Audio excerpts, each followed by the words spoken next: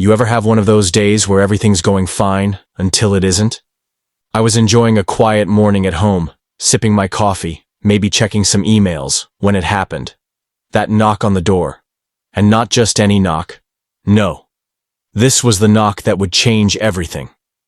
I open it, and standing there, like the uninvited guest she was, is Karen, the HOA president of our neighborhood. She doesn't even greet me. No. She goes straight into her spiel. Apparently she had received complaints about something on my property. She's standing there, arms crossed, looking all self-righteous, as if she owns the whole block. But here's the kicker.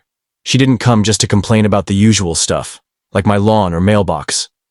Number Karen had something else in mind this time. Her latest issue? A wedding. And no, she wasn't here to congratulate me. She wasn't even here to discuss anything at all. She just assumed I'd let her host a wedding right in my backyard without so much as a "buy your leave." And guess what? She wasn't taking no for an answer. But here's the twist. I wasn't going to just roll over. No, Karen was about to get a lesson in real boundaries. And when I said no, I meant it. Now, before you start thinking I'm the bad guy here, let me set the scene. My yard? It's big, spacious. A nice stretch of green that's perfect for relaxing or, I don't know, maybe hosting my own events if I ever wanted to. And it's not like I've got a problem with neighbors. I've always been friendly, waved hello, offered cookies on Christmas. The usual stuff. So when Karen, the HOA Karen, approached me about using my yard for a wedding, I honestly thought she was joking. But no, she wasn't joking. In fact, Karen stood there, detailing the grand plan she had for my space. The ceremony will start at 3 p.m. You're going to need to clear the space by then. And the parking situation will need some consideration. And I'm standing there, completely dumbfounded. What part of my yard did she think was up for grabs? Did she seriously think I'd just let her take over my private space like that? But Karen wasn't asking for permission. She was telling me what was happening. When I hesitated, Karen didn't back down. In fact, she gave me one of those, "Oh, don't worry, it'll be fine" looks. The kind that says she knows she's about to run roughshod over you. Then she told me, "Don't make this difficult. It'll be a perfect location for the wedding. Plus, you'll get to be a part of something beautiful." I remember thinking, beautiful? You mean you're about to ruin my Saturday afternoon and I'm supposed to just smile about it? I tried to be polite, but when I said no, she didn't even flinch. Instead, she said, "You'll regret this." I stood there for a moment, confused. That was just the beginning. What happened next was nothing short of absurd. Karen wasn't going to take my no lying down. Oh no. She went full throttle into HOA president mode, and I quickly realized this wasn't just about a wedding. This was about power. Her need to feel like she controlled everyone and everything around her. The very next day, I found a neatly typed letter from the HOA in my mailbox. It was a formal notice of violations on my property. Things like, the fence is too tall, the grass is too long, and, my personal favorite, excessive decorations that don't meet the community's aesthetic standards. You know, the standard stuff you get when someone wants to bully you into submission.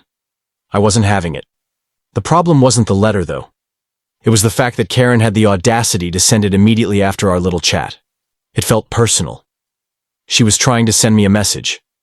If you don't do what I want, I'll make your life miserable. I didn't just ignore the letter.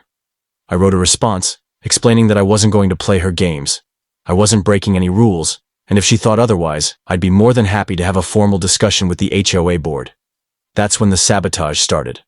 First, there were the mysterious parking tickets. I live on a cul-de-sac, so parking's not a huge issue. But suddenly, there were tickets on every car that wasn't parked on the street according to her very specific rules. Then came the unmarked visits from contractors who claimed my yard had unsafe conditions. Every time I asked who sent them, they'd give vague answers like, community concerns. But the real kicker? A notice that a fence, my fence, had been deemed a nuisance. Karen was trying to force me into either tearing it down or paying fines. By this point, I was done. I wasn't just standing by waiting for her to bury me under paperwork and threats. I had a plan. And Karen? Well, she had no idea what was coming. So here's the thing. When you've got a Karen on your hands, you don't fight fire with fire. No. you fight it with something better, something unexpected, something that makes them think twice. I decided that if Karen wanted to use my property for a wedding, well, I'd give her the wedding she'd never forget. I wasn't just going to sit there and let her have her way. I was going to take my yard back. And I was going to do it with style. The plan? Simple. I would let her have the wedding, but I'd throw in a twist. I'd crash it with my cows. Yeah, you heard me right. You see, I've got a small herd of cows. Not the kind you'd expect to see at a wedding. But that's exactly why they'd make the perfect disruption. The thing is, cows are a lot like guests at an open bar. Unpredictable, sometimes a little loud, and more than willing to help you break up a party when the time comes. But I didn't stop there. I started subtly preparing. I posted a few signs on the lawn. Reserved for private event, with a very official-looking logo. Don't ask me where I got it, but hey, Karen didn't ask either. I made a few calls, ensuring I had some support in the form of local media, just in case this went public. If Karen thought she could take control of my space, she was about to get a serious reality check. As the big day neared, I could feel the tension mounting. I started to feel like I was finally in control again. Karen had no idea what was about to hit her. The day of the wedding arrived. I woke up early, made my coffee, and watched as Karen and her crew began setting up. There were chairs being arranged, white tents going up, and flowers everywhere. It was like watching a party get ready to unfold, and I knew exactly how it was going to unfold. Just before the ceremony was set to begin, I walked outside, holding the leash to my lead cow, Bessie. Behind me, my other cows were ready to join the festivities. Karen's face when she saw me step out? Priceless.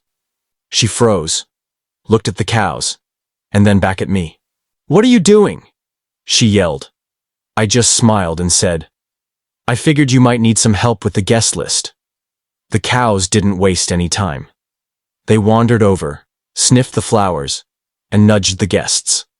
One of them even took a bite out of a bouquet, much to the horror of the bride, who shrieked in horror. The chaos that followed? Pure gold. It wasn't just the cows causing a ruckus. I made sure to leave the real kicker for later. By the time the media showed up to cover the spectacle, Karen had turned beet red, trying to maintain her authority while the cows gave a very different kind of performance. The fallout? Immediate. The HOA board had to step in after the public humiliation. Karen was officially removed from her position, and well, I got a front row seat to justice in action. In the end, justice wasn't just served. It was delivered by a herd of cows and a very disgruntled HOA president. Karen learned the hard way. You can't just take over someone's life because you think you can. And as for me, I've got a pretty good story to tell. So, what's the lesson here? Don't let people walk all over you, especially if they think they have more power than they do.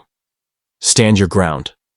Sometimes, the best way to fight back is to let things unfold in ways no one expects. What would you have done in my situation? Would you have let the wedding happen? Or would you have done what I did? Drop a comment below and let me know. If you made it to the end, comment, "Justice served," and I'll know you're a true fan of poetic justice. Until next time, stay strong, stay smart, and always have a backup plan, preferably involving cows.